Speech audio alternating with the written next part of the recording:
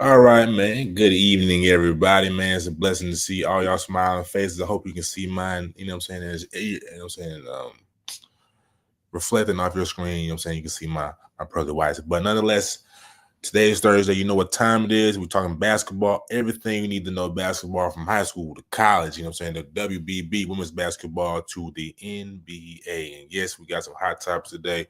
So without further ado, man, I'm going to welcome on the man of the hour, my co-host, you know what I'm saying, the man, the myth, the legend. He's a gentleman and a scholar, Mr. Najee Wilkins. How you doing today, sir? I'm doing good. Appreciate the intro, brother. Appreciate the intro. Every time, man. Yes, sir. What's going on, though, man? How's everything? Man, everything's good, man. I had to we started a little late, man. You know what I'm saying? I had to get a little meditation session, man. These blue lights, these screens been killing me. So I said, I got a little time. Let me get a little 5-minute meditation. So, you know what I'm saying? Gotta take care of yourself. But nonetheless, man, how you doing? I didn't get to ask you how you doing, man. Yeah, I'm good, man. No major complaints, man. Same as always, man. Just grinding, working, continue building relationships, man, and continue to just continue working and continue grinding, man. I hear that, brother. Well, you know what I'm saying? We're gonna get right into it. High school basketball. We're at the Nike Elite Showcase this past Saturday at Wheeler High School. I mean, so first game we saw together. I know you were there a little early. You know what I'm saying? Do you want to touch on any games before I hop right into McEachern and Norcross? That's the game I actually got there to see. Sure, we right on time then. So Chase Lumpkin led all scores, I believe, with 20 points, or definitely led McEachern with 20 points in their win against Norcross. So, my friend, what did you take away from that game? What did you like? What didn't you like? Yeah, me and you talked about it. So when I look at Norcross, I'm looking at one of the best coaches in the state, right? You throw him, Coach Sharman White in that conversation, probably throw in Coach Thompson as well from Wheeler, right? All of those guys, great, phenomenal coaches. They're gonna have you prepared every time out, right? But what I'm missing a little bit with Norcross is I think they just need it's just a half court offense. Like I think Rudy Anderson is the right guy to run the show as far as at the point guard position, what he's able to bring to the table. But I think they need somebody that can get it down low too. He can get an easy bucket, right? It just seems sometimes the offense, it's kind of hard with defenses running zones or different things out. And like it kind of gets a little stagnant. You know what I'm saying? And I think this is a more talented roster than what they had last year, but I think they're still working out some of the kinks and stuff like that. But then you got a versatile guy, Jerron Salisbury, who could do a little bit of everything, versatile wing, two-way. I really think he can guard 1 through 3 very, very at an elite level, right? When you look at the next level, he could be a defensive stopper. Like that's how elite that kid can be. But then it's just figuring out the outside shooting, right? That's probably not to the level that Norcross usually has or wants. But then you have to make up for it. I think getting Miles Clinton more involved is very important for them to do, right? Well, how his finishing ability, how he don't need a lot of touches to be effective, right? Rebounding the basketball as well. So like he's like a player I would feature more on offense, especially in half court sets. And then you let Rudy or you let Nasir and you let Jerron be able to get their touches too, some curling actions and different things like that. But I don't know, man. They're going to be a tough out. They're going to be a tough out. They got a couple guys that can go off. A quintessential point guard, and Christian Curl, as you've seen in that game, which is how he gets the offense running. And then, like I said, Chase Lumpkin is that kid where you're going to see and you'll be like, okay, yeah, he should be ranked, or why isn't he ranked yet? You know what I'm saying? Because he's coming to his own, and I think he showed everybody like he's an elite prospect, like the next great one to come through the McEachern program. Like I think he's kind of proven that. Will he be on the level of an Ace Bailey? I'm not gonna go that far just yet, but he does have the makers, I think, to be a 4-star prospect and up. It just depends on who sees him in the talent evaluation. But he's a player that you'll see not ranked right now, but go on that summer circuit and just light people up. And next thing you know, he's a 4-star prospect. Like that wouldn't surprise me. Everything he's able to do, I mean, he's an elite player. But they're just deep. McKeecher got a lot of pieces that can score, and they got a lot of people that can fit at a high level too. Nah, definitely. I mean, we did. So, for the people who don't know, they lost by 10 points. I believe 55-45 was the contest, and something that we talked about, I believe, at the game was like it really feel like they should be down more than 10. So I'm saying I want to get your thoughts on why you said that. I'm saying for the people. Yeah, I mean, it felt like it should have been a bigger lead than what it was. But credit Norcross, like I said, that goes back to the coaching element and piece of it, right? They were able to, still stay in that game. They was able to come back when they were up 12, 13 points They was able to get turnovers. They was pushing in transition. Clinton getting dunks. Salisbury hitting threes. Nas running the offense, right? And we seen the same thing a few weeks ago when Norcross was in it. Not Norcross, sorry. Pace Academy was playing against McEachern. Didn't have their best player in Eric Chatfield, or one of their best players, but still was able to gut that one out and make that game closer than what it should have been. So that's not necessarily a knock on McEachern and Coach Ankrum. They do a phenomenal job. That's more so saying, hey, elite coaching can still keep you in games and keep you very competitive. So that's why I was like, it really should be worse, but credit to Coach Mack and that Norcross unit for being ready. Most definitely. I've been thinking, brother, I'm saying, I obviously seeing Rudy play, I'm saying, I see her. I can see from when I saw Eric Chatfield playing up close, I can see some similarities, I'm saying, both kind of creative, crafty with the ball, I'm saying, herky jerky. Do you see the similarities too, or do you think, or who do you see if not him? Tough to say a comparison. I think with how they handle the basketball, how they run the offense is very similar. But I think like Nasir is more of a big body type guard, right? Like you can see him going to like 6'2" plus. You know what I'm saying? So he's kind of a guy that is a little bit of a bigger body, physical. Not saying that Chatfield isn't. Chatfield's more of a like up high tempo guy. Like he's not waiting for nobody. He gonna push that pace pedal to the metal, and he getting a good shot. Like most guys, they'll push the pace and they getting a terrible shot on the other end. Like he's getting a high quality shot every single time. So I think they do have some similarities, but I think they also play different as well. Most definitely. So before we move on, McEachern, Norcross, I think outside of Chase Lumpkin, probably my player of the game, or you can say Jim if you want to say that, but definitely Miles Clanton. I'm saying, who would you, if you don't think it was him, who would you say is somebody that stood out to you? I got to go Zaire Brown, Pebblebrook. A name that's not going to be talked about, but his ability did lose and everything like that. But his ability to push in transition, his ability to get also high quality shots, and his range. His range was very impressive from 3-point range. His ability to stretch the defense, knock down big time shots. And, it was not a really good looking game from the Falcons in that one, but the guard play, that's one thing that stood out to you, their ability to be able to score at a high level. Zaire Brown would definitely be one of mine. 100%, man. So 10-point loss for the Norcross. What's your mascot, brother? Norcross Blue Devils. So next game will be Wheeler versus Milton. Again, very, very good game. I'm saying, Wheeler obviously coming in, being that 6A powerhouse, playing against Milton was in the 5A. Just came out. Milton just kind of got out physical a little bit down the stretch. Obviously, they knocked down some jump shots, but passing into you, brother, I'm saying, what were your biggest takeaways? I'm saying, the reason why Wheeler pulled away. I got to be Monsieur McLean. I featured him in an article. I think his ability that really stretched the lead out. What he was able to do when you think about it, right? Monsieur hit 3 consecutive threes when the game was like, maybe it was like 12 or 13, or it might have been a double-digit lead, but it wasn't like a bad double-digit lead, right? And before you knew it, he was like, whoa, they didn't stretch this lead out to 18, or they stretched it out to this right before the half. Like, that's what made the difference. So the depth that Wheeler has, it doesn't have to be a Coda Settle one night. It does not have to be Coben Landrew one night, right? It could be anybody. And any of these guys can go off and cook you for buckets, you know what I'm saying? And I think that's what was most impressive, was what they were able to do in that, and it's being able to turn it on. Right now, Milton is a contender, you know what I'm saying, in the 5A classification. But, Wheeler made them seem like they weren't a contender. So that just goes to show you, right, elite coaching, but guys that also can play at a high-end level, right? And this is one of them right here.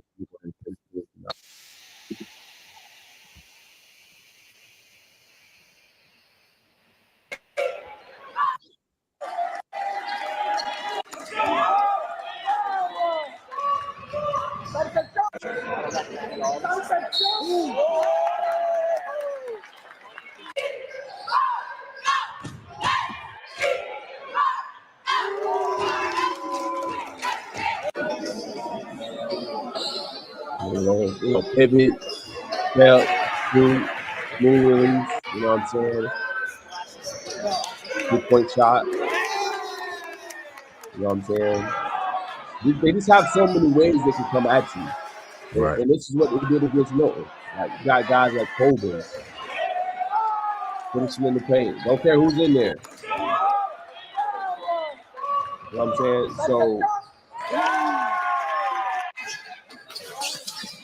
they get the steal and then tip and finish. Like, they just got so many guys that can come at you and hurt you. That was the difference in the game, in my humble opinion. Just so many guys. Kota Soto, I think, is the best two-way player, regardless of position, that we have in the state. Humbly, you know what I'm saying? Tyler Jordan, you know, he showed what he was able to do as well. Still wanted to fine tune some things, but was pretty good. But yeah, I just say, like, the offense for Milton, it was tough because the defense was keyed in on Josh Dixon. So what else were you getting besides him? And I think, you know, Wheeler kind of exposed that a little bit. Jaden Cole's a good guard for them. We know they obviously have Giesler. We know they got some pieces, but it's just like the offense struggled a little bit when Dixon didn't have it going. Nah, that's you hit the nail right on the head. And bringing up Colbin, you know, I'm sure he led all scores, but just looking back on his highlights, just seemed to be everywhere. You know, that we saw on the clips, tipping, rebounds. You know what I'm saying? Just everywhere knocking down shots. I had a handprint on the game, man. I feel like that was a major key for that victory. But not to say that everybody else can chip in, but I think if you take him off that team, it's definitely a different game for sure. Let's see. Anybody else stand out to you? You talked about Kota Soto. You know what I'm saying? Any thoughts on Tyler before we transition? Yeah, I mean, Tyler is a good player, and I see the upside. You just want to see him be more dominant than what he is, right? And it's not to be disrespectful. He's a great player, but you just want to see him enforce his will. Like, that's my biggest thing with him is if he's going to be elite on the next level, force your will. You know, now I know obviously run a certain system, and I know to get everybody involved, but hey, coach, can I get a couple touches down below? Because what you're trying to do is obviously you're trying to win a state championship. At the same time, you're trying to perfect your craft before you go off to college, right? You want to be playing meaningful minutes next year when you go to Ole Miss, right? So it's just for him. I feel like now he showed it obviously in the second half a little bit more, but possessing the basketball, being aggressive, finishing around like that. Like, you should be dominating that Milton matchup. They don't have a formidable big, maybe besides OGME. Like, you should be. And when against them, it wasn't often. He was going against the other Milton bigs, dominate the matchup, right? And that was Ace, Caleb, any Colbin, any of those guys. They dominate their matchup. That's the difference, bro. You got to dominate your matchup. That's just my biggest thing with him. Good player, but to be elite, dominate your matchup. 100%. I agree with you, brother. So with that being said, we're going to talk about Grayson versus Holy Innocents here in a second. But before we get there, do you think that Wheeler has a realistic chance? I'm saying to upset Grayson for the state championship when we get to that point. Despite, go ahead. They got a shot. All right, for sure. I think so too, man. But Grayson, the game probably of the weekend was definitely Grayson and Holy Innocents. You know, came down to the last shot. I believe Caleb hit it off the side of the backboard, but just a lot of pressure. Obviously, having to focus on him. Still came out and came up big for his team. But you know, what are your takeaways from that matchup? Yeah, I mean, when you look at Caleb, it goes back to what I just said about Tyler's. Like, that's what makes the difference between a 5-star elite player and maybe even a 4-star. No disrespect. Caleb has a good team around him, right? But at the same time, Caleb is the best player, obviously, on the floor, right? So when the other team is better, Grayson's a better team. When the other team is better, what do we ask superstars or other best players to do, right? Don't be the reason your team lost, right? Do everything in your power to try to help your team win. I felt like he did that, right? I felt like he overcame maybe discrepancies that he had with his team and almost not single-handedly. He got obviously help, but had them in that game competitive. They said Caleb went on a scoring run and they dropped the lead. They were down double digits, 51-50 going into the fourth. Like, that's what I'm talking about. Not just affecting the game, scoring, defense, rebounding, right? You know what I'm saying? Staying in people into people's hips, right? Playmaking. Like, this is what I'm saying. This is why he's such an elite prospect. And I think he is going to be a lottery pick when it's said and done. Similar to what Ace and Cooper, Flag, all those boys are going to be.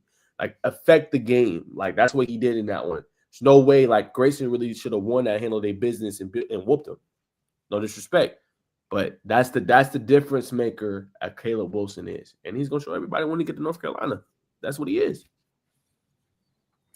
100%, man. So, what I'm saying, in the news and the headlines that popped up during the week, there was a little fan hate that hit the surface about, what I'm saying, some threats about him not going to UNC, which is uncalled for in my opinion. What I'm saying, I know we're all fans, but everybody's making that best decision that's best for them and their whole situation.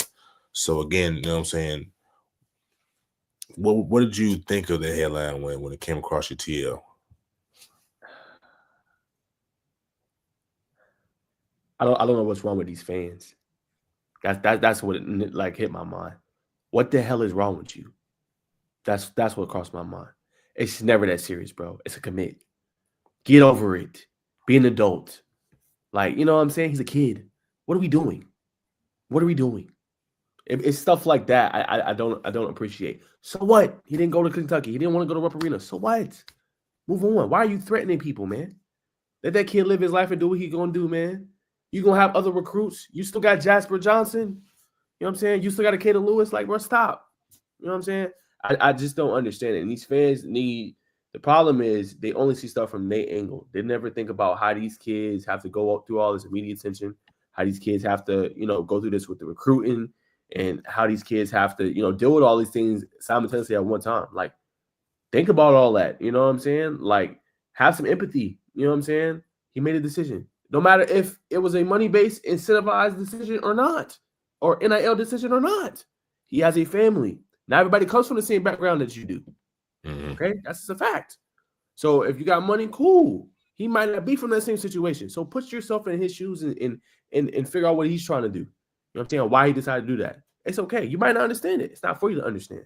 But in no way in hell you should be threatening a kid, threatening anybody anyway if they decide to go to another team or whatever. At the end of the day, they doing what's best for them and their family and their livelihood. Just take it too serious sometimes. Wise words from a decent man. That is very true. Very true. We're all doing what's best for us out here in this world. So, you know what I'm saying? Take it on the chin and root for them hard when you play against them. But we got to circle back. We got to talk about more in depth about Pepperbrook versus Space Academy. Obviously, we've already talked about Chatfield. Obviously, we've already talked about Pepperbrook's guard. You know what I'm saying? Not kind of, but it got away from them towards, really second quarter. They just kind of just blitzed them, you know what I'm saying? Even from the jump, Coach Sharman was like, we're going to press these boys, make them turn over. We're going to get out and kind of coast to a lead and kind of, you know what I'm saying, let the reserves play towards the back end. We saw Brethren Craft entering, I believe, in the late third quarter. So, I'm saying the floor is yours. I'm saying, what was your biggest takeaway? Who did you like other than two guards we already mentioned? Yeah, I mean, Chandler Bing, I think, very slept on, former Texas State commit. Another really good player. Hard to believe he doesn't have more or bigger offers than what he has. You know what I'm saying? That kid can play. Like, when you just look like eye test, like, he can hoop. You know what I'm saying? He did it without Chatfield and another big consequence against McEachern. He can hoop. You know what I'm saying? So I was really impressed with him, what he was able to do. Bentley, Louis Scotto, like, he looked better. Like, that game was against McEachern. He struggled. You know what I'm saying? I think Coach White was kind of frustrated with him, but had a bounce back performance, you know what I'm saying, which is what you want to see when you look at him. So I thought he looked pretty good in my humble opinion. That was a standout. And just the guard play of Pepperbrook, we talked about Brown, but they have really good guard play. So I know it's not on the same level that they had in years past, but still a really good team. No doubt. Coach Washington, you know what I'm saying? As we talked before, I said, man, you know what I'm saying? They're hitting the wall right now, but Coach, real good X's and O's. Coach is a good motivator of those young men. And they responded for probably another 8 minutes. And then, you know what I'm saying, when you just outclass, outskill, that's just what's going to happen to you. And as we transition into the next game, big upset in 5A. Not really an upset. We kind of expect. Well, it could win either way, but nonetheless, number 3, well, it is an upset. Number 3, Tri-Cities upsetted the number 1 team in 5A, the Woodward Academy War Eagles, 74-69. Let's see, let me look at the scratch. Trey Keith, 31 points, 8 assists. Sean Van Dorn, Georgia Southern commit 20 points, double, 20 points, 11 rebounds, 5 assists. That's a big man. How you doing, brother? What's going on? Excuse the background. I decided to use a different space today. Nah, you good, man. It's the family, It's man. the Look, boys. It's the boys' room. can't complain, brother. You know what I'm saying? We're talking about the Tri-Cities upset over Woodward Academy. Just talked about Sean Van Dorn had a double-double, 5 assists, 20 rebounds. 20 points, 11 rebounds. Khalid Jones, 7 points, 8 assists, and 2 steals. And Big Carby, man, 10 points, 8 rebounds from a 6'4" guard. That's very big for that team. 3 assists.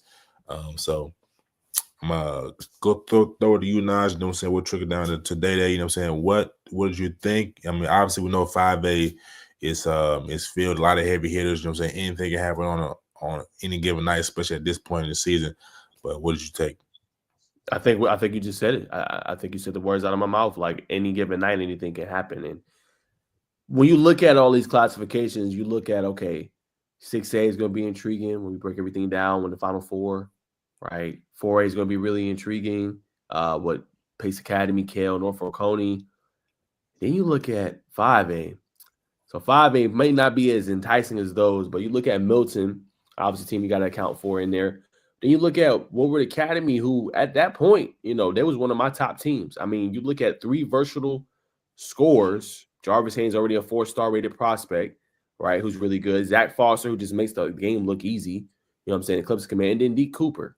You know what I'm saying? So they got a whole bunch of guys that can score, and they usually defend at a high level. But then you look at Tri-Cities, often overlooked, but did it without even Jalen Wingfield taking over that game, right? You said Trey Keefe and Sean Van Dorn, right? Mm-hmm. So same kind of thing, like, and that's what they needed, So I think it's interesting. It's going to make for a great region tournament. They're going to play each other again, I think, February 3rd. So this upcoming week, actually, or next week, I should say, they're going to play again. So that'll be another good test. But it's going to be really interesting to see when they face each other in the postseason, who comes out on top, because that team that comes out on top likely is going to be in the championship game.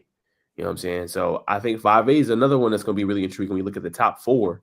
And to your point, Bacon, it's just showing that any given night, if you don't bring your A game, you can lose. 100%. Yes, sir. Yeah, man. Obviously, that was obviously probably one of the outside of the matchups that took place at the Nike Elite. But as far as actual region matchups, that was probably one of the biggest region matchups of the weekend. And me personally, I'm not surprised. Coach Force always keeps the squad at Tri-Cities. Tri-Cities always finds a way to make sure their name is coming out of your mouth.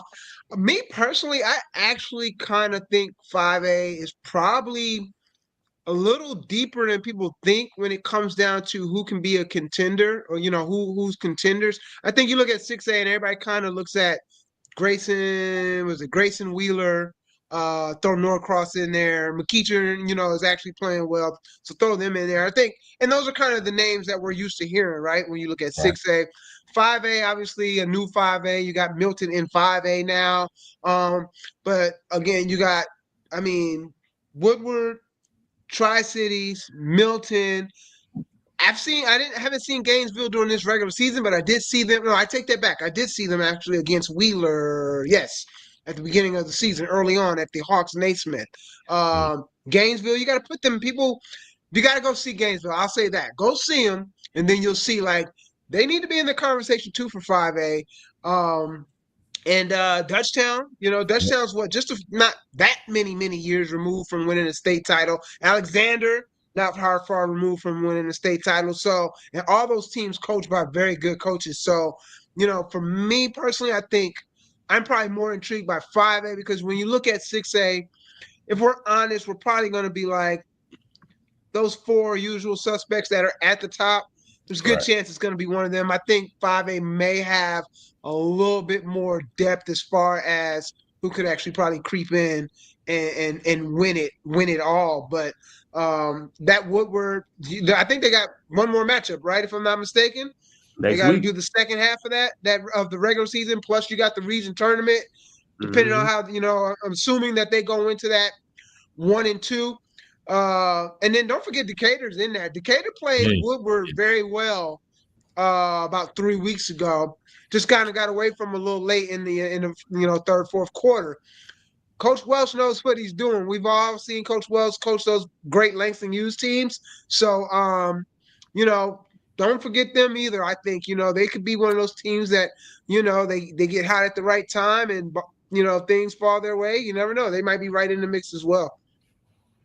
No, I agree to your point. I saw them take a fully healthy Tri-Cities team to a double overtime game. It just came down to just a missed shot, to be honest. You know what I mean?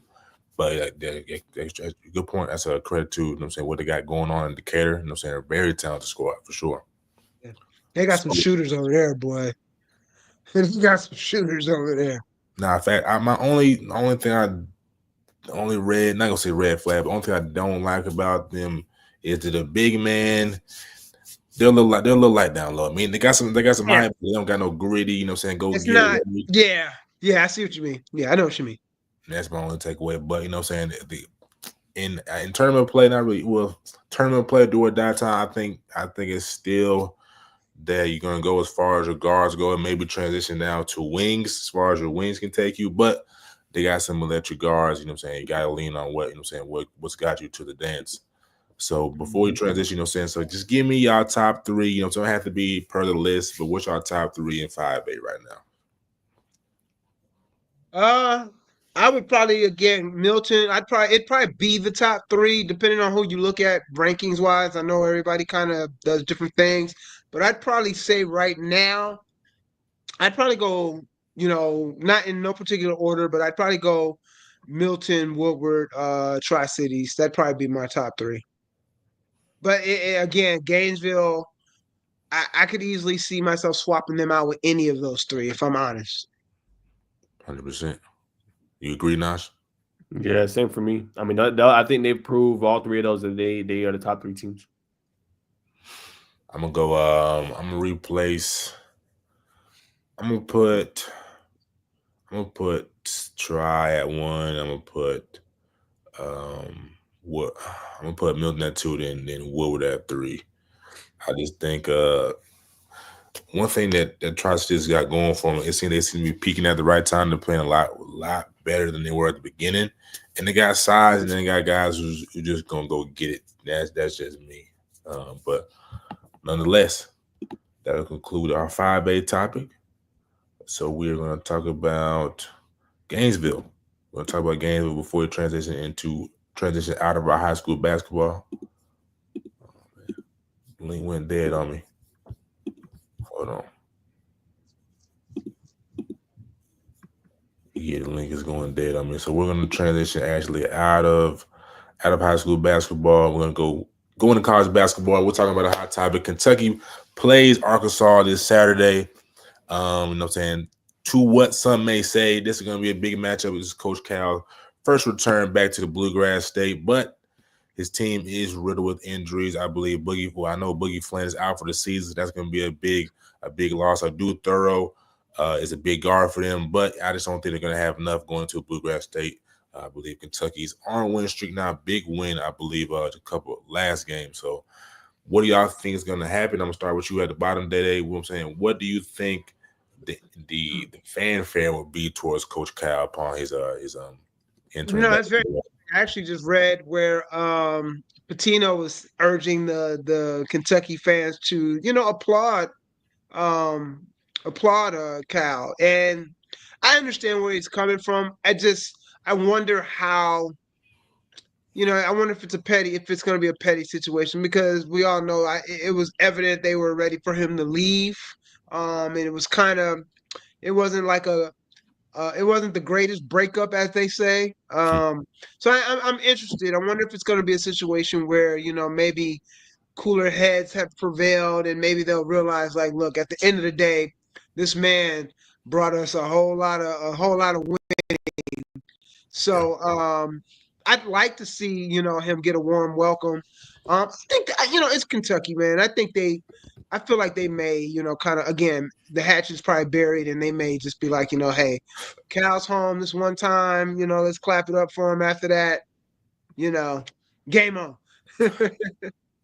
Nah, for sure. It's probably going to be a mixed response, but I'm hoping for the best for Cal. Naj, what you think? Yeah, hoping for the best. I mean, like I said, with people, we was just talking about the Caleb situation and Kentucky fans, you never know how they be acting and things like that. But yeah, man, I mean, they should salute a legend in the sport. I know he didn't necessarily get it to the degree of winning that some might have liked, but he always produced talent in players, man. I mean, just go look at the NBA roster. You know what I'm saying? That tells you all you need to know, man. This year they're struggling a little bit. 1-6, lost Boogie Flan. A dude there is their best player, 16 points per game he's averaging. But just a tough year for Cal, and I think fans should find solace in that. They're not even performing well in Arkansas. You know what I'm saying, this year. Like, they're probably going to miss the tournament. But hopefully, you know, they just give him, like Day said, they give him a nice round of applause and just let him do what he do, man. Kentucky should win this one. Jackson Robinson had a good game. Last one against Tennessee, dropped 22 points. They should get Uwe back, who's one of their better players. Kentucky should win this one handily, in my opinion.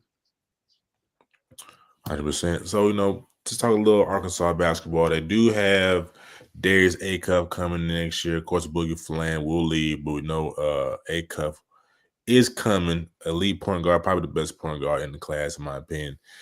Do we think that he'll have one more hoorah? Talking about Coach Cal here. Do we think he'll have one more hoorah before he decides to hang up the coach's jacket, you know what I'm saying, and enjoy the rest of his life, whether it be commentating or whatever he may get his hands involved in? Starting with you at the top, Najeh.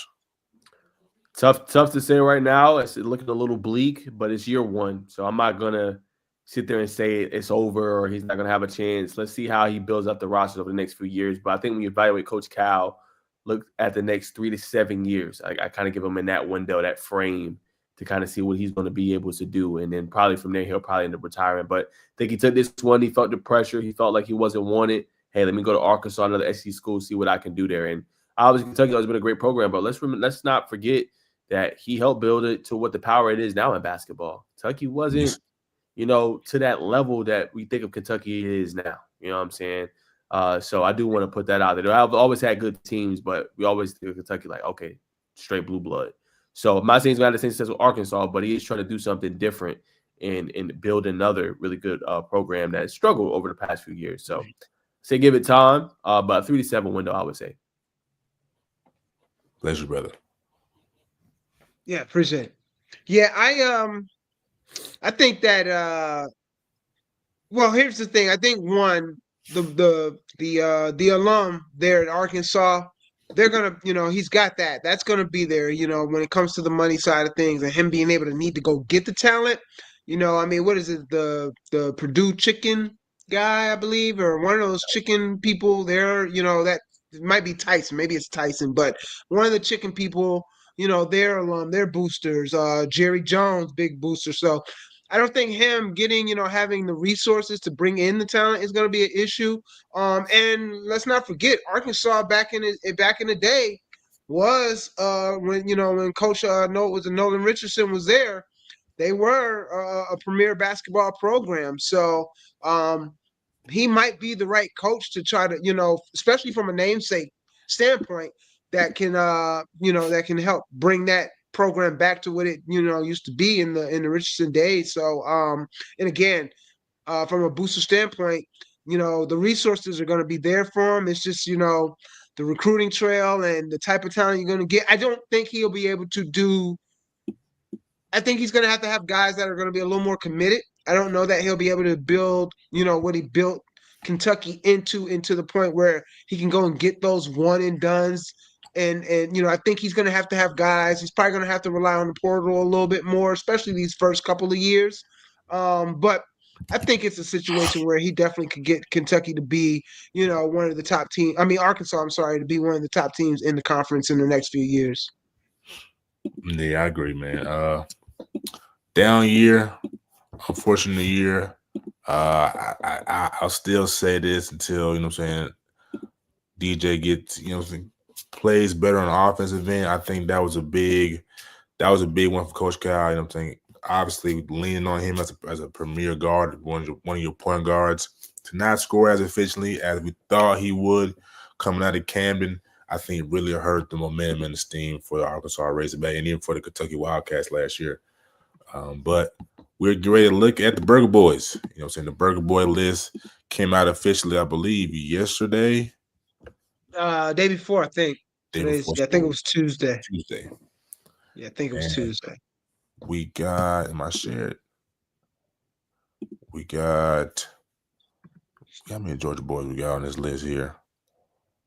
I know Caleb's on it. Should be 2 Yep. listed. You got Caleb, the young man from was it Malik? You got Caleb and then Malik over at overtime. But I don't think he's not from Georgia originally though, right? Malik? No. Nice from Pittsburgh.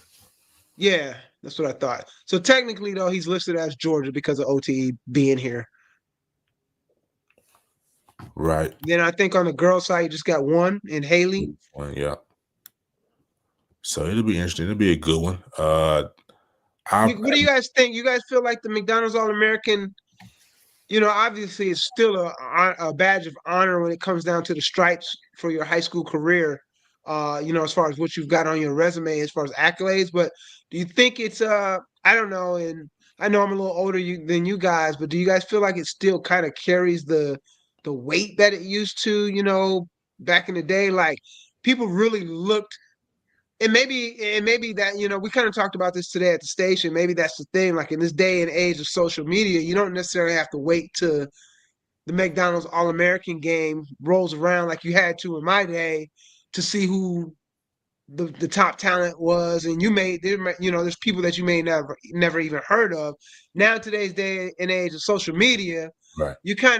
You see these kids all the time now. If that's who if they're him and her, you're going to see about them on social media. So with that being said, do you think, the McDonald's All-American, obviously those players probably still, appreciate the honor, but do you think it still kind of has like, from a national standpoint amongst the basketball fans, do you think it still has that kind of fanfare? Nah, I don't. It's still a good event and it's still high and held in the high regards. But like you said, we see these kids so often. It's not the same, but that doesn't mean it's completely watered down. Anytime you get to see all-star players on any level play together and see how they mix and mesh together, then the game, the whole theatrics of the event, I think it's still a high level, but not the aura or the mystique it used to have. What you think, Naj? So I say the same. I'm right there with y'all. I think like he said, the aura, the fanfare, the fandom, the allure it used to bring is definitely not the same. You know what I'm saying? That was an event, growing up, it was like, oh, McDonald's All-American, let's check it out. And obviously, we still young, we in our late 20s now, but it's just like, yeah, like it's cool. Yes, sir. But yeah, like, it's still an honor to what Bacon said and your point, Day, but it's not like that same kind of big, like, around it. You know how it used to be. Like that was like, I put it like this. That was like the premier event. You know what I'm saying? Yeah, for high school basketball. Yeah, without a doubt. Like that was the premier. Yeah. Now we seeing the premier event showcases Nike EYBL. You know what I'm saying? Like that is where you need to be at. That's the spot. Yeah. You got to be there. Peach Jam. That's the marquee like, event. And then from there, it's 3SSB. Like those are the marquee ones. Still up there, but it's not the same as it used to be. But I still think it's an honor. And it's losing a little bit of its muster too, just to a degree, Day, because it doesn't like they be snubbing people. Like we're gonna talk about that too, Bacon, which is the next point. But Jasper Johnson's not on this list. Like, come on, bro. He's tearing it up in OCE. Like he should be on here. I think Caden Lewis, like it's a couple guys on here. I know you can't take only a certain amount of guards and things like that, but some of these guys are supposed to be on this list, man. Right. Yeah. Nah, for sure. I also want to put out before we move on, obviously Nike, EYBL, they had the most McDonald's All-American, followed by Adidas, I think like 9, something like that, and then Under Armour, then Puma, and then what was the last one? Oh, was Puma was the last one? Okay. Puma was the last one. They had one. For sure. You know what I'm saying? So, you know what I'm saying? This is how it is. But as we already been talking about, Jasper Johnson and a Duke commit and a Houston commit were definitely left off this list.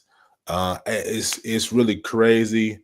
I mean, looking at the list, I think they did a good job.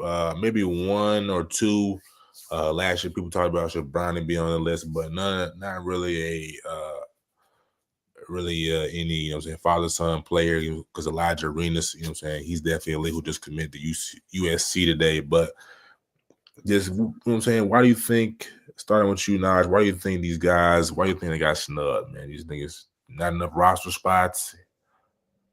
I mean, that's all you can really say. It's not like their level of play has deteriorated or anything like that, or it's not the same. I think roster spots, and I think you only can take a certain amount of guards in forwards, but the numbers I think prove it in itself. I mean, that's the biggest thing and knock I would say. And if you are Jasper Johnson, you're playing on a national stage, same as Malik Thomas. Like when you play OTA, you're playing some of the best top end recruits in the country. Yeah. Better. Yeah. I mean, yeah, I think it's, ultimately, like you said, roster spots. And then obviously it's a voting thing, right? And,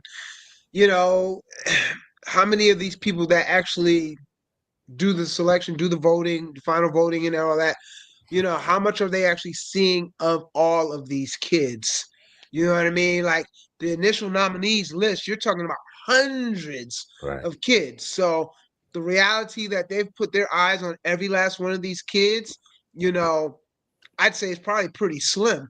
So I think that probably plays a role. It's probably more of a familiarity thing, guys that, players that they're more familiar with than others. And so yeah, there's probably I would love to be a fly on the wall to see how the process goes, but there's probably no real good way for them to honestly vote on all these kids. And in all honesty, the nominations, if I'm not mistaken, I'm pretty sure almost anybody can be nominated to a degree.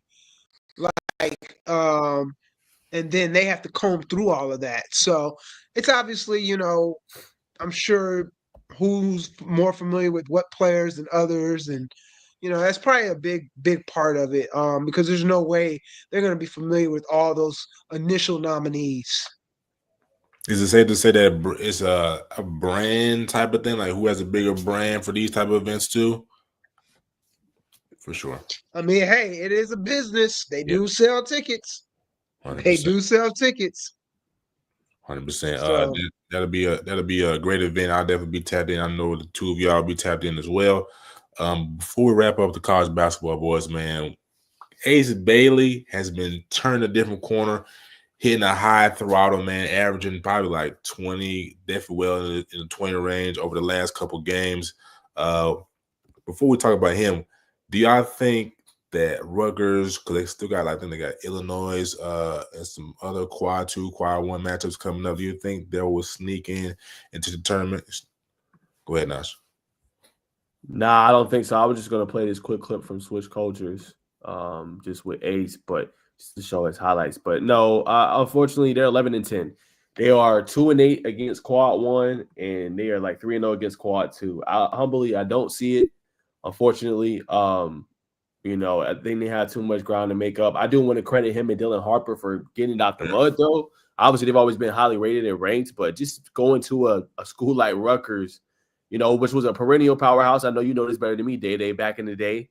But definitely different times now, and still going to that program and trying to, make something there. You got to credit both of them, man. And Ace, man, me and you seen this, Bacon, when we watched them in the Grayson New Year's Classic. I mean, absolutely incredible. And he was doing some of the same stuff, like just no space, no room, one shot, pivot, one dribble, shot. Like he's probably one of the most efficient scorers potentially that we can have. I know some people get on him for shot percentage and all that, but when you look at how effortless he makes it look and how he can get to certain crevices of the defense so easily, I mean, he is a marquee talent. I can't wait to see how he develops, but he could definitely be a perennial all-star in the league.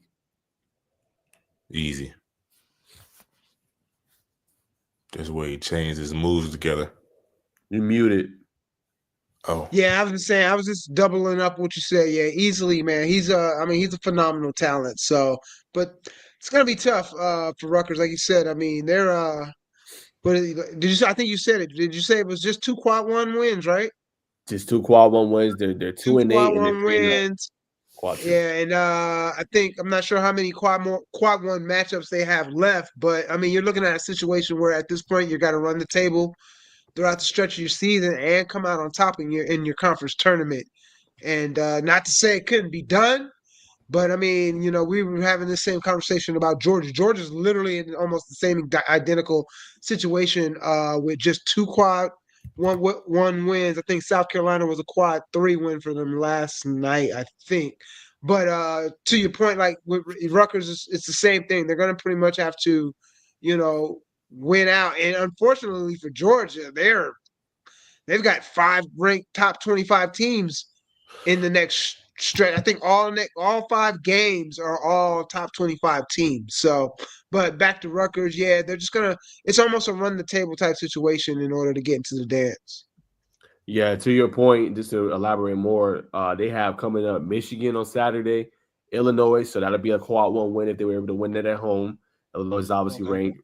Maryland on the road, Iowa. Then they go to the road to play Oregon. That'll be another quad one win potentially. Washington, USC, Michigan again, and then you got Purdue on the road, another quad one win potentially looking at them in Minnesota. So as to your point, they will have to probably win out and go pretty deep into the tournament. But like you said, they can get some of those quad one victories against the Illinois, Oregon. Because they got that's a nice amount of quad one quad one matchups they have left.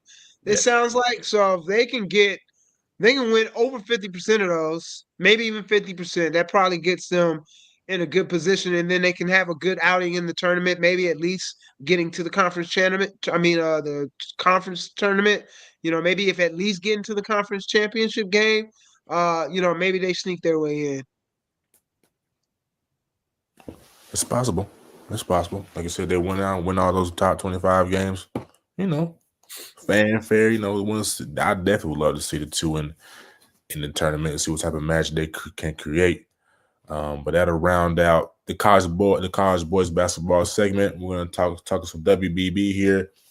As of earlier this week, I believe. Let me see when that happened. But Brittany Griner will be playing with the Atlanta Dream this year after 11 years with Phoenix. So, fellas, you know what I'm saying? Obviously, we got a new head coach here in Atlanta. They've been hiring some assistants. How do we see Brittany Griner molding with this young nucleus in Atlanta? Start with you at the bottom, Day.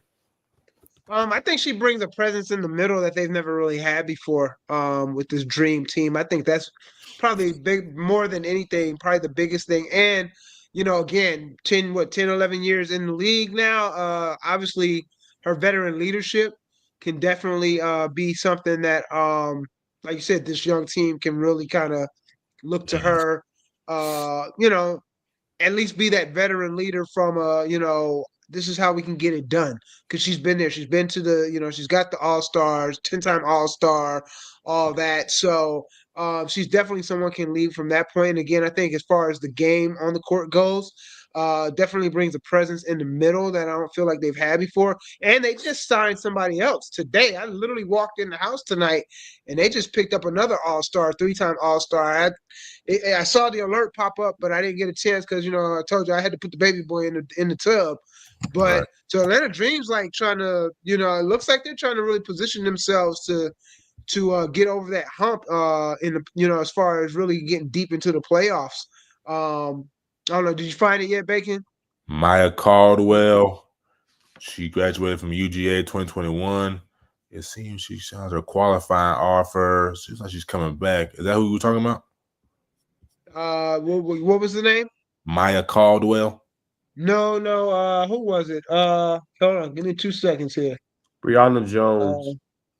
Brianna Yes. Jones. Yep, Brianna Jones. Yep. Yes. 3-time all-star, right? Played with Connecticut Sun. Yeah. Yep. Yep.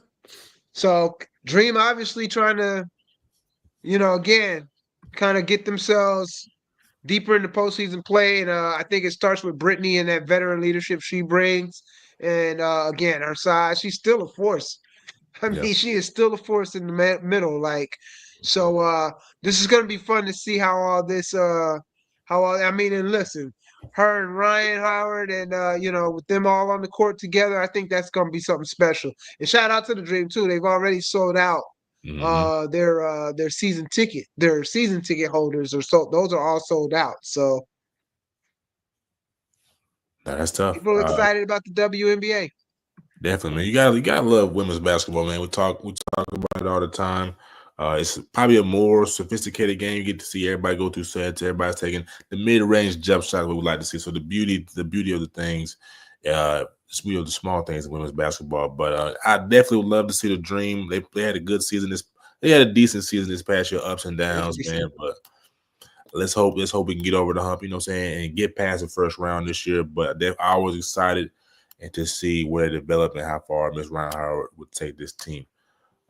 But the second topic for this one is another big one. Caitlin Clark had the opportunity to play or participate in the NBA All-Star Games three-point competition. She turned that down and said, no, I want to be exclusive to my league and bring a spotlight to these women. So, we'll start with you again at the bottom today. What do you think? Would you have done it differently if you were in her shoes, or do you think she did it correctly?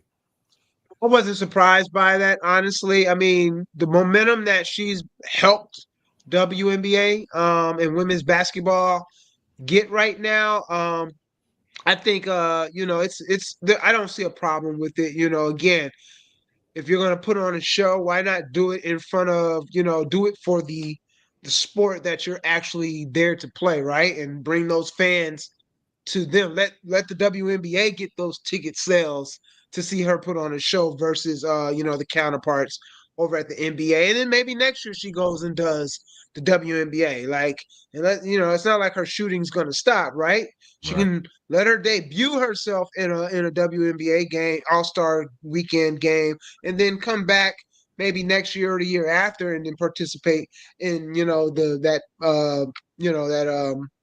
male female version of it that they do for the NBA All-Star. So I didn't have a problem with it. I thought it was perfectly fine. Nash? Yeah, I mean, she's an ambassador, right? And that's what she just flexed there, that she's one of the ambassadors of the WNBA, and that's the problem with the NBA right now. You know what I'm saying? I loved what she just did for the WNBA. She showed, hey, no, I'm cool. I'm exclusive to my league, and I'm going to continue to put my league up and get more viewership. We turned in, I think it was 40. It's either 40K or 4 million. One of y'all correct me if I'm wrong. It's in that range, 40K to 40 million net loss last year. The WNBA lost. I can't remember which one it was. One of y'all, I might need one of y'all look it up for me. But net loss last year, right? So she's like, okay, I have a big brand.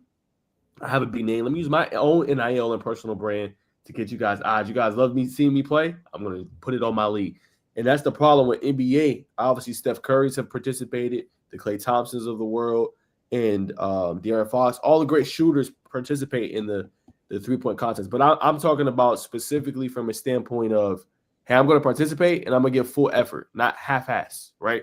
We see that too much with the NBA when it comes to All-Star break. That's why nobody watches no more. Nobody cares.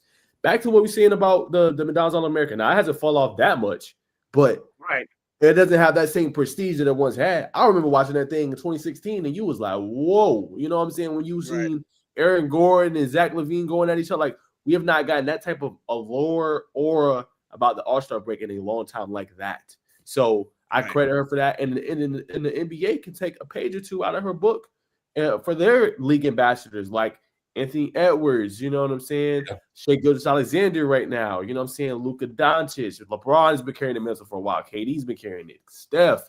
But the new stars, you need your new stars like a Ja Morant. You know what I'm saying? You need these guys to carry the mantle, or it might not be the same league that we've seen before. You know what I'm saying? You need these guys desperately to turn around this All-Star break and get more eyes because it's a declining viewership. And the only reason I bring all that up to say they need to take a page out of what Caitlin's doing, because that's how you bring a league up. And that's what the NBA needs. I know a multi-billion-dollar corporation, but they're losing a lot of fans. Yeah. They might even lose even more with this if they push this 10-minute quarters thing. You already they don't want to play, and now they and they want more money and don't want to play. Less games too. They want less games too. Yeah, crazy. Yeah.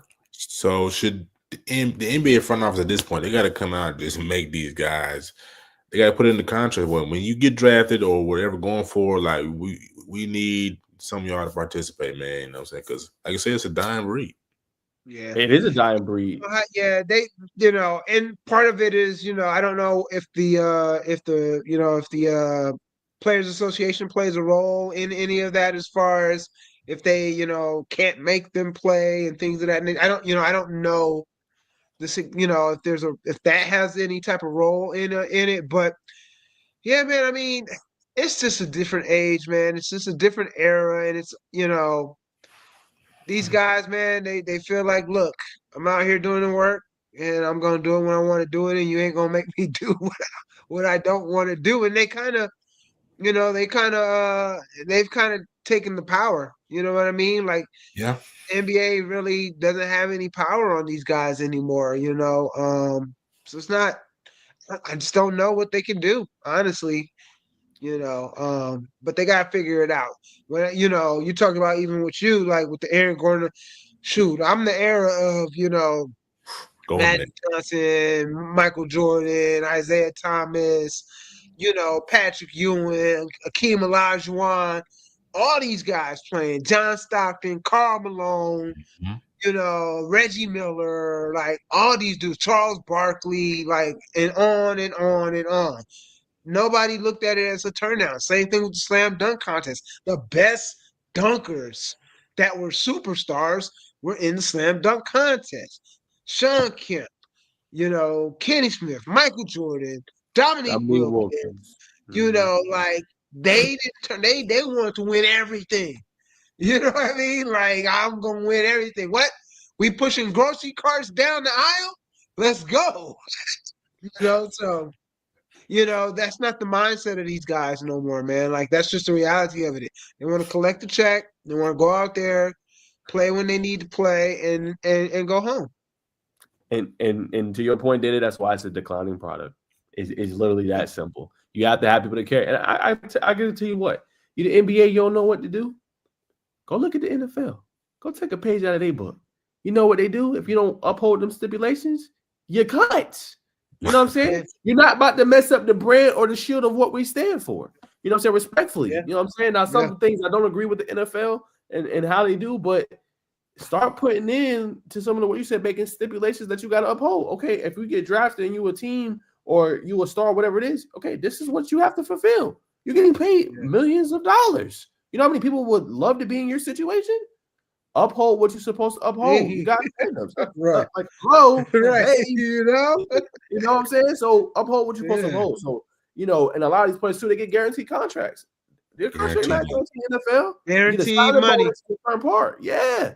That's what I'm saying, though. So there is a way to fix it. You got to start making some of these things. Okay, cool. We get if you're injury prone, we understand. But you still got to uphold this in order to get this. Yeah. 100%. And another thing, I guarantee you, if they put to participate more heavily in the All-Star season, All-Star weekend, you have fun. You have a lot more fun. You know what I'm saying? You go to the regular season, talking about it, talk a little trash. It may not be fun getting talking trash too, but it adds that different element to the game that we're so eagerly fiending for as NBA and just basketball fans, period. So hopefully, not Adam Silver, well, Adam Silver, they'll get in the back room, call Chris Paul, and he'll still had a, NBA PA. Like, come on, brother. You know what I'm saying? You've been playing in the NBA almost 20 years. You remember what it's like. So let's get this ball rolling. Yeah. Without a doubt. It's absolutely. Okay, so yes, sir. We'll see. Quick run, Unrivaled. Oh, yeah. So Unrivaled. Have y'all been keeping up with the Unrivaled? I'm saying 3v3 tournament. I just kind of tapped in today, kind of looked at some tweets, ran over across their website. But have y'all been tapped in at all? That's the one that the women are playing in, right? Yes, I haven't been watching any of it, but every time I kind of see some of the headlines, because I know what's her girl? Oh, excuse me. From Minnesota, she had like a big game the other day. So I kind of been watching it from afar in that aspect. Definitely. What about you, Najeh? Have you tapped in? I'm sure you looked at it at the same time today. Yeah, just looking at it a little bit. Some really good players. Obviously, Breonna Stewart is a big one in that. Nafisia Collar, she's been looking impressive. I know she is leading in the league in scoring right now, 20.5 points per game. I think she's hungry, man. Like, she talked about it in one of the podcast clips I seen, just how that loss, hey, you might call me a sore loser, you know what I'm saying? But that loss is still sticking on me from the finals, right? And you can see it how she's playing on the 3v3 circuit. So, saying back to the point, not to keep reiterating a loose point or a same point, but like that fueling you for the season. So she's gonna come out and play hard. Like that's what we want from to see from the NBA too. Like something to fuel you. Hey, if I'm Luka Doncic, okay, hey, we lost to Boston. That should be fueling me this year. I want payback. I want revenge. Same kind of thing. But no, she's been great in the circuit. I think it's she plays for the Lunas. They've been doing pretty good. 2 teams up the top. I think it's 4-0. Another team's 2-3. But some really good ball play. And I think it's a good league. Not saying it's an all-season league per se, Bacon, but it's really cool to see the girls come up with this league. being able to just continue to give themselves exposure, and just being able to just continue to fine-tune the craft. I don't think there's been one, in the U.S. You usually have to go overseas, man. You know what I'm saying? To go if you want to sharpen it. Yeah, now you don't have to. It's a similar what we see with basketball. Obviously, the 3v3 big tournament, but you also see it with like they're going to go play with Rico Hines and training in the offseason and stuff like that. So it's cool to see the girls kind of coming up with their own. I think it is spearheaded by Breonna Stewart, if I'm not mistaken. And a couple others, I believe. But yeah, she's a big investor. Yep. Yeah. So in the upcoming weeks or beginning next month, they'll all be competing in a 1v1 tournament. So to y'all point, and I agree. What's her name again, Naj, from the Lynx? From Minnesota. From Minnesota. Yeah. I think she's definitely a candidate to do it. Saying Stu is in it, obviously. You got Skylar Diggins, you got Ryan Howard, who I'll definitely love to see it, being a Dream fan. But I think, when you think, you also got Bayou Barbie. She's in it. But when you think of somebody who's got the killer instinct right now, it's definitely her. So that's probably, I guess, collectively our early favorite to win the 1v1. So I'll definitely be tapping this more. I see it comes on TNT. For the fans who's wondering where they can watch that, it's been coming on TNT from time to time. So definitely check it out, and we'll definitely, continue to give you our coverage as things pick up, because there are only 4 games in. Everybody, everybody's played 4 games to this point. So yeah, we'll keep y'all tapped in for sure. Facts. NBA news.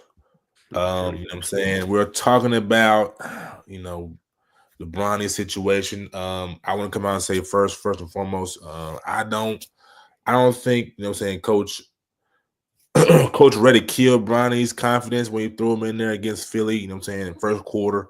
They were up 15, 17 points. I just think that's what comes with being LeBron's son. And Stephen A kind of sheds light on he was displeased, but I don't see anything wrong with that. You want to hit adversity as much as you can early on. Because you're LeBron, so you're going to get hit with everything. So I think LeBron's actually doing this. I mean, you can do it a different way, but I don't think it's a bad idea to throw him in the fire out there. What y'all think? I'll start with you, Dede. I think the biggest issue is he's not performing well in the G League. You know what I mean? Like, he's okay. And usually with your G League guys, when you're calling them up, when they're two-way players, they're usually pretty productive in the G League. And I think that's the biggest issue. Bronny's just not ready for the NBA. Doesn't mean he never will be, but he needed more time. Honestly, he needed more. He could have did another year in college, quite honestly. So I think I hate this situation for the kid. To your point, because he's LeBron's son. But LeBron kind of did this. You don't realize it was LeBron that said, I'm going to try to play as long as I can so I can play with my son. He set this up a long time ago. You know what I'm saying? And, he created this narrative a long time ago. In my opinion, this kind of really falls on LeBron. And he's got to kind of maybe have a look in the mirror conversation with himself as a dad and say, like, am I putting my son, am I setting him up for success? Is this really a successful situation I've got him in? You know what I mean? And, I don't want to, I get it, the whole nostalgia of the whole situation, but it's not, people keep bringing up the Griffeys. It's not the same thing. Ken Griffey Jr. was a baller. Like, he was a straight up dog on that diamond. And this is not the case. So, I hate this whole thing in general. And again, like I said, for me personally, this is something that LeBron kind of created, this whole situation, when he, put that narrative out there years and years and years ago that he was going to try to play as long as he could to see if maybe he could one day play with his son. I got a little bit of a different viewpoint. I'm going to show this off first. You know what I'm saying? I just want y'all to see this. I think he's actually performing well in the G League. That's me. And I'm going to just rebut that point. But, I mean, come on, man. I mean, we're not going to say like the kid can't play. James are walking into the front court. Lakers down by 2. Bro, crossover. I mean, James down the come on, paint. man. Running What? shit. They clearly can play. So I just wanted to show that, just to show. Obviously, that is just one clip, but he's averaging 16 points in the G League currently right now. 4.2 rebounds, 4.2 assists. The issue is, to Dede's point, and he's correct, I don't think he's ready for the NBA just yet, right? And to Dede's point, we need to stop force feeding him into the NBA. Let him play the G League. Let him go a whole year and play G League. That is a developmental league for a reason. You know what I'm saying? Go let him. Clearly, he know what he's doing there because when he's on there, he's balling. You know what I'm saying? So stop forcing him to come up. Let him take the rest of the year. What is it? We're in February. Let him go and play G League the rest of the year. Let him come up next year and let's see what he got then. LeBron will probably play another year. You know what I'm saying? At that point, let him develop and do it that way. To your point, though, Dede, for sure, he's not the same level to what the Griffies were on the diamond. It's hard to replicate. It's hard to be even as good as your dad. You know what I'm saying? In some instances, you know what I'm saying? When it comes to things like that, his dad's all-time great. You know, and like you said, Bacon, he's gonna get the criticism and stuff like that. But I think to what did they say? It's just I don't think he's ready for the NBA just yet. Still figuring that part out. But if you give him some time, I think if you can give Bronny like a good 6 months to grow and develop and mature his game, I guarantee you by next time the season starts around next year, you're gonna be like, whoa. You know, whether that is a 3-and-D guy or that's a rotational piece, he's gonna be making more of a profound impact. You know what I'm saying? So yes, LeBron definitely deserves some blame on this because obviously, like you said, he started that narrative when he made that point. He was like, I'm playing until my son plays, things like that. But I get why LeBron did it too, y'all. All right. We're all African American here. You know what I'm saying? We see people in positions that's less qualified, you know what I'm saying? But they got in because what? Nepotism, right? Or who they knew. You know what I'm saying? So I get it. I don't disagree with y'all. You're 100% right. LeBron just used his platform in order to help us. What other person would you not want to do that? You know what I'm saying? Yeah. Deion's doing it on the gridiron. You know what I'm saying? But Shador can play. You know what I'm saying? Shador's elite. You know what I'm saying? But he did the same thing, doing what's best for his sons, using his notoriety and name to help his kids out. I don't have no problem with it. We see it all the time. Why is it a problem when we do it? Yeah. And thanks for you. You're right, Najee. I misspoke. It's his Lakers numbers, his NBA numbers that are terrible. Yes. They are terrible. Yes. Like, stop doing this to him. Yes. Just stop. Let him, like you said, let him ball out in the G League.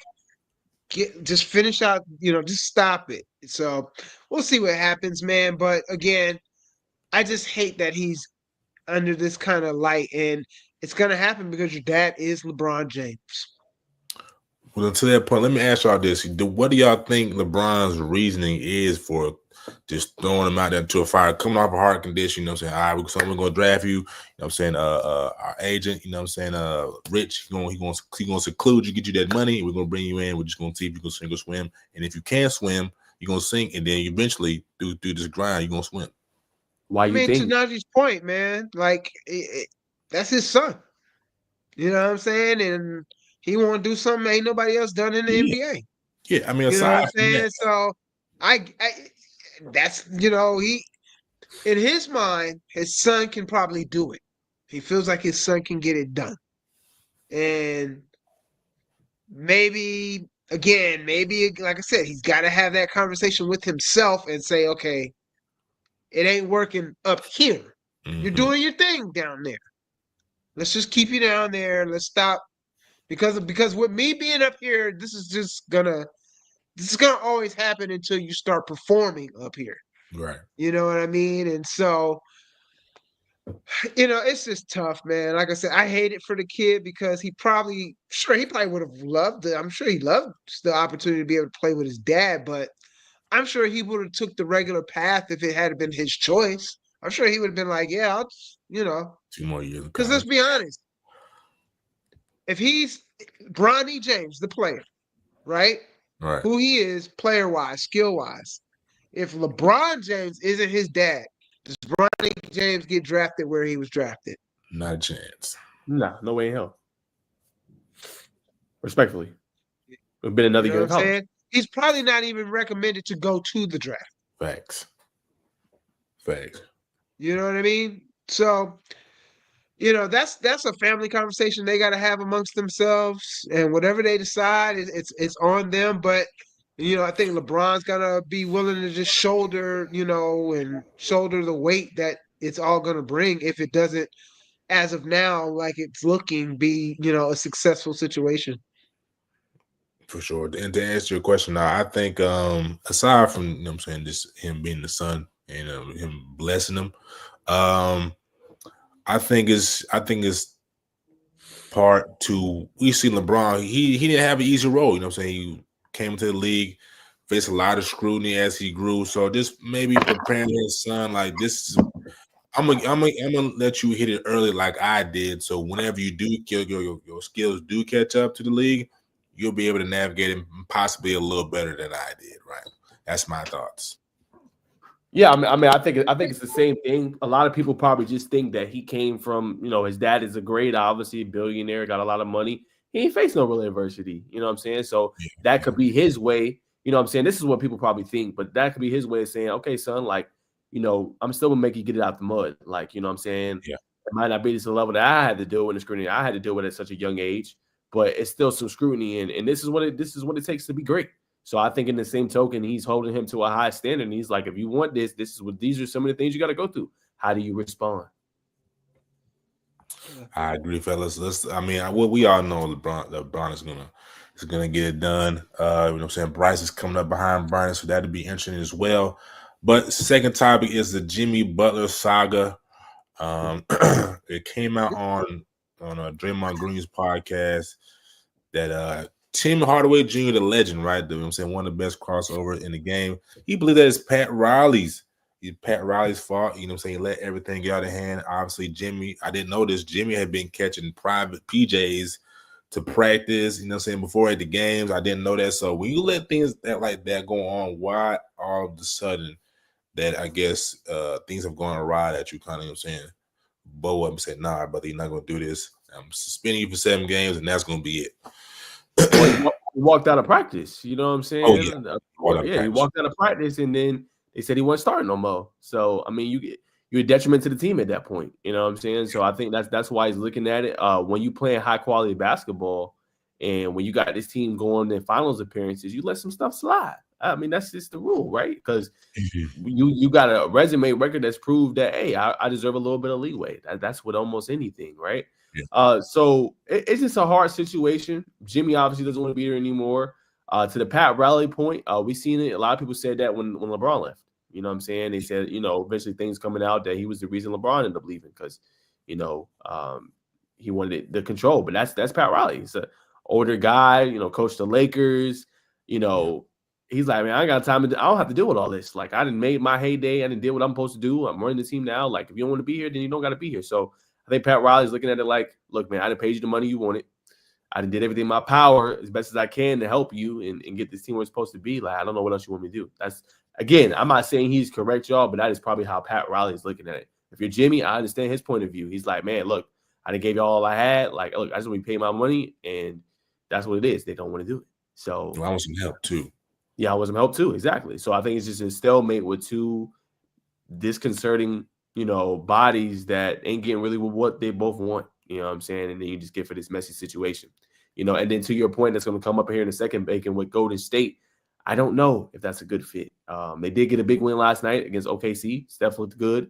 But at that stage of his career at 35, and we know that Jimmy's a personality. Let's be honest with you. That is a clear-cut fact. Jimmy is a personality. Is the play on the court, and that's when you start having those conversations, you get older. Is the play on the court worth all the baggage that it comes with? Not saying that Jimmy can't play. Not saying he's not a great player. But sometimes teams will think about that. Is it really worth all that for what we're trying to do? Will we be that much of a difference maker? These are the conversations that teams and GMs have. 100%. Yes, Yeah. sir. Yeah, to me, I think it's at the point where you just not the Lakers, but the Heat. I think they just need to go ahead and figure out the best way to cut the ties. Go ahead and trade them.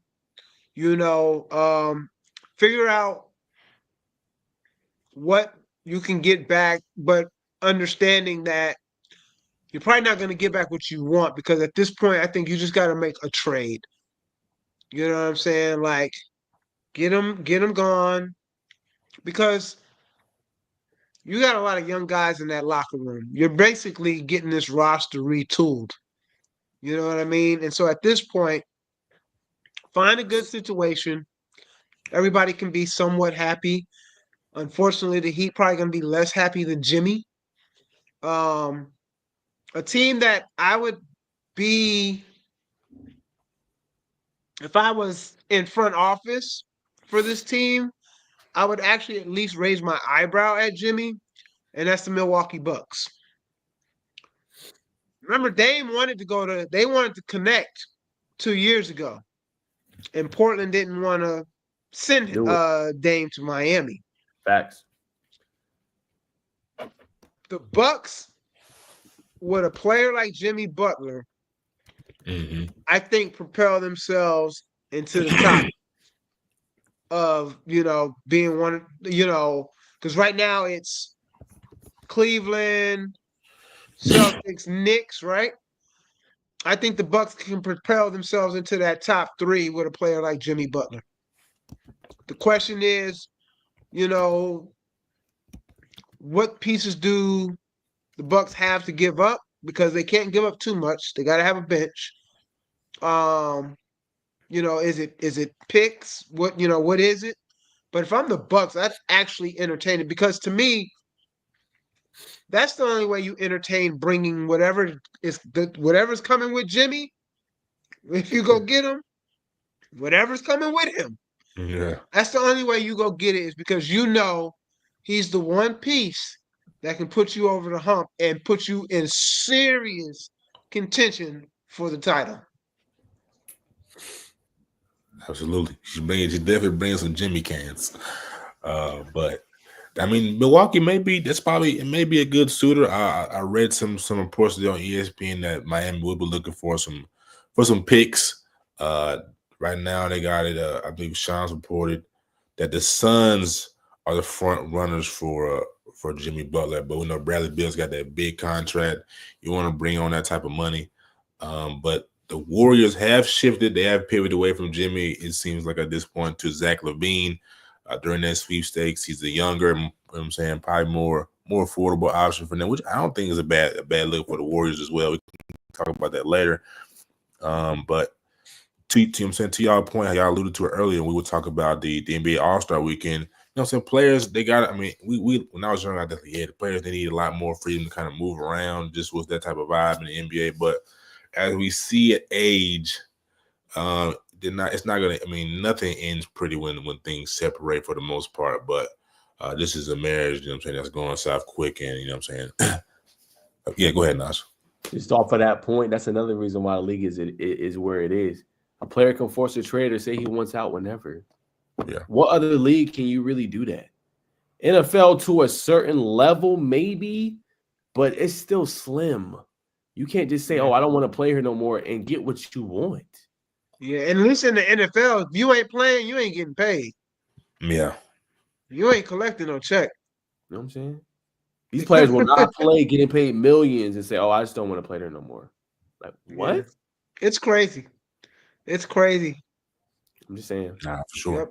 Now, I do know he's got one more year left on his contract. So as an organization, you kind of feel like you got your hands tied, right? You know what I'm saying? We don't do anything this year. We don't get nothing done next year with less leverage.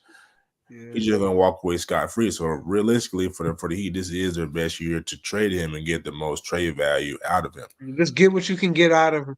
And for a team like the Bucks, you're talking about 1 year, because again, you just need something to get you solidified in the race. You're not really solidified in the race right now.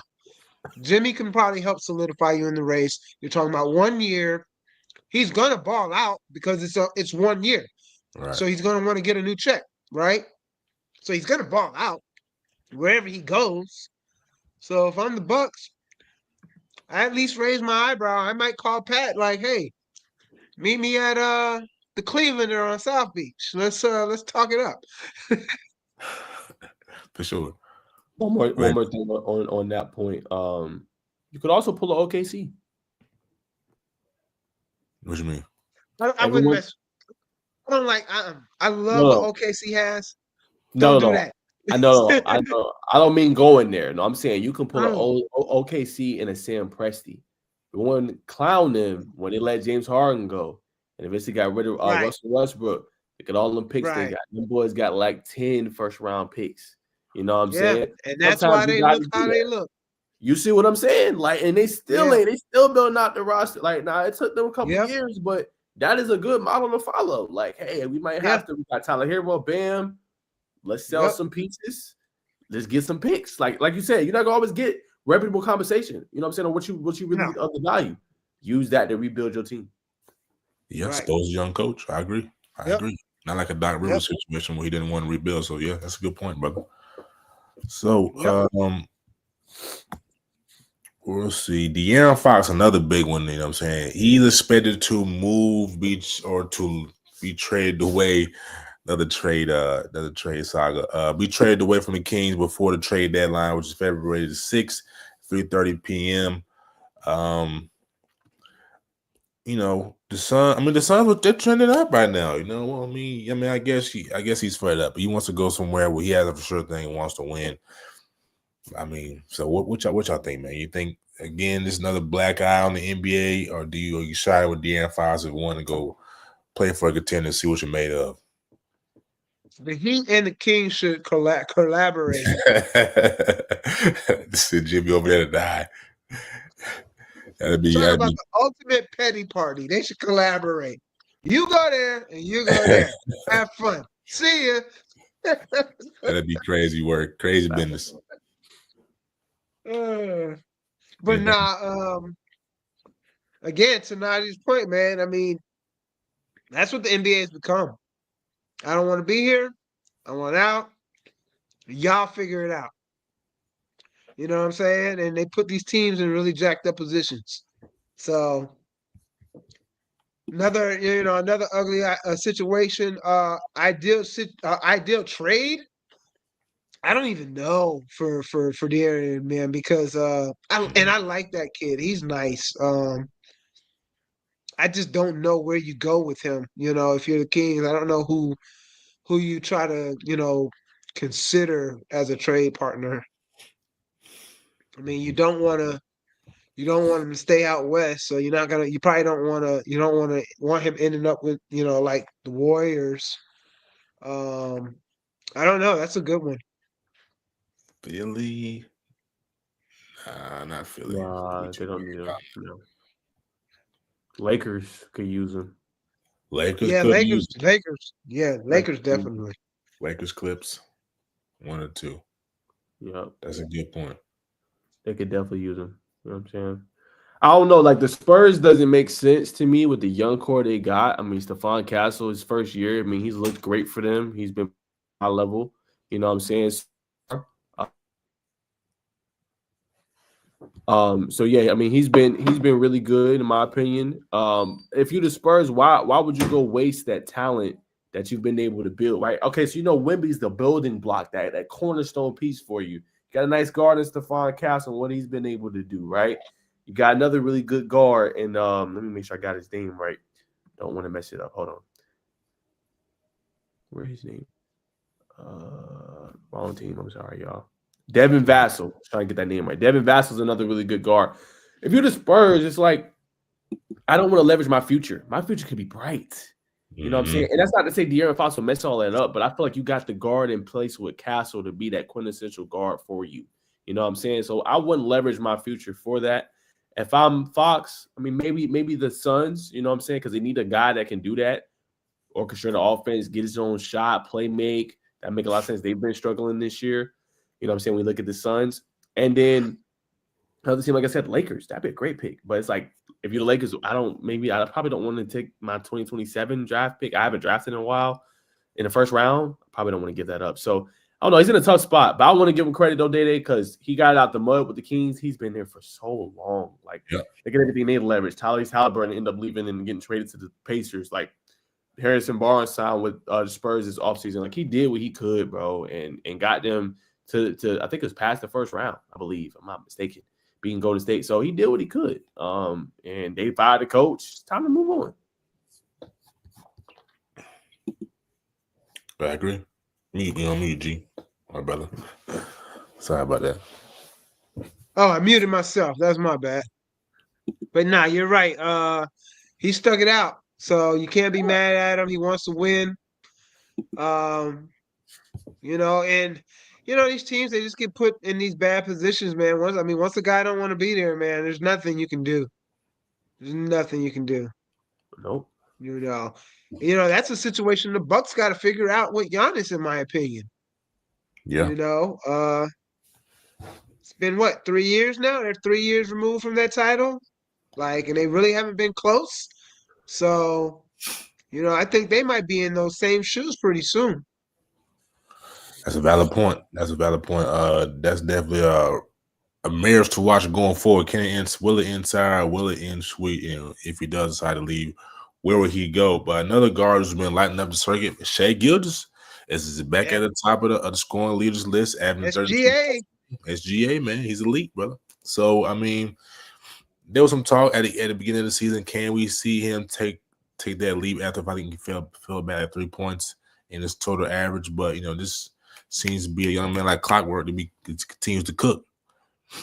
Is he in y'all MVP conversation right now, or where does he stack up? Obviously, he's in the MVP conversation, but where does he stack up right now for y'all?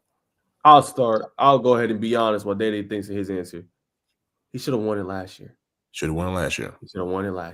You know what I'm saying? And he's proven out with a vengeance. He dropped 52 the other night. You know what I'm saying? He got them boys as number 1 seed. Now, I know they won number 1 seed last year. You know what I'm saying? They got the bounce first round, but this team looks better than the team last year. They got more camaraderie. You know what I'm saying? More experience. They should make a run. He's been clear-cut best player, and he's in that conversation to win a scoring title. He should be the MVP. But barring anything catastrophic happens over the next 3 to 4 months, he should be MVP. Yeah, without a doubt. Agree 100%. The kid is just a baller. And I don't know, is Chet even back yet? They're doing what they're doing. They've been doing what they've been doing without Chet. Yep. I haven't watched any of their games probably in the last week or so, but I know when I did catch their games, Chet wasn't even back. And so, he's got that team playing at another level. I think they swept the season series with the Cavs, right? They swept the season series with the Cavs. Give that man that award right now, because like you said, unless he just has this either crazy drop off, or like you say, anything catastrophic happens that sidelines him, man. The kid is he's beyond proven this year that award should be his. I just love watching him play, man. That kid is a dog. He is a dog. 100%. Looks like Chet's supposed to be. He was supposed to be back. Today's the 29th. Yeah, he's supposed to be back. He was supposed to be back last night. He's supposed to be back last night. Okay. But I don't think so the fact that they're getting it done without him even having been on the court is just amazing, man. And that's you got to credit SGA for just how he's leading this team, man. 100%. That's what he scored as 2 50-point games in a matter of a week. Yeah, 50, 54 against Utah, and 52 last night against the Warriors. Shooting 58% from 52% from the field. Yeah, just wild. 100%. I think. Crazy. But fellas, any comments y'all want to add on anything that y'all seen, anything I want to tell the people before we wrap up and send them on their way? Nothing that I'm trying to think. Have I really seen anything? I did a lot of, I haven't really been I've been watching a lot of the women's game, put it that way. So I love shouting them out. I got LSU on right now. They balling right now. Did you see the I don't know if y'all saw the Florida State game on Saturday. Florida State and who did they walk it off on? But because they got 2 girls that I got to cover in high school that that played here, Tanaya Latson and Sydney Bowles, who's was at Woodward. But just shout out to the women's college hoops, man. They got there's some good games out there, man. There's some good teams out there. Their tournament is going to be exciting.